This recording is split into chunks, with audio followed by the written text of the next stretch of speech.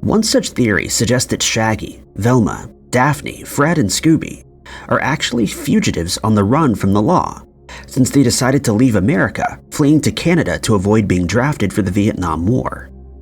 This is said to finally explain why they never seem to have a set destination in mind when traveling in their van called the Mystery Machine, since they're merely trying to avoid being tracked down by the police. Since Shaggy is seen as somewhat of a flower child, it's said that he was dead set against the war and decided to take his dog Scooby with him when he went on the run. The theory then suggests that Fred was in military school, but when his draft number came up, he decided to go AWOL instead. Daphne is said to be Fred's high school sweetheart, and so she decided to follow him when he absconded from his military duty.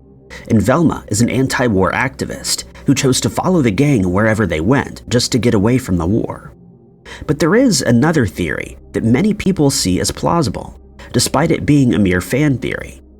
It suggests that the show takes place during an era of economic depression, which explains why most of the buildings seen in the background are run down and uncared for.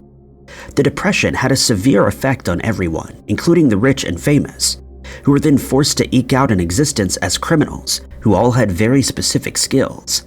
But since they were so well known, they were forced to hide their identities by wearing monster disguises.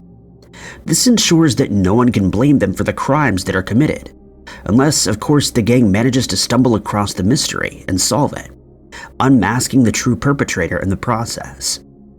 Since all 4 human members of the gang are still teenagers, this also explains why they never attend school, and instead drive around the country looking for cases to solve.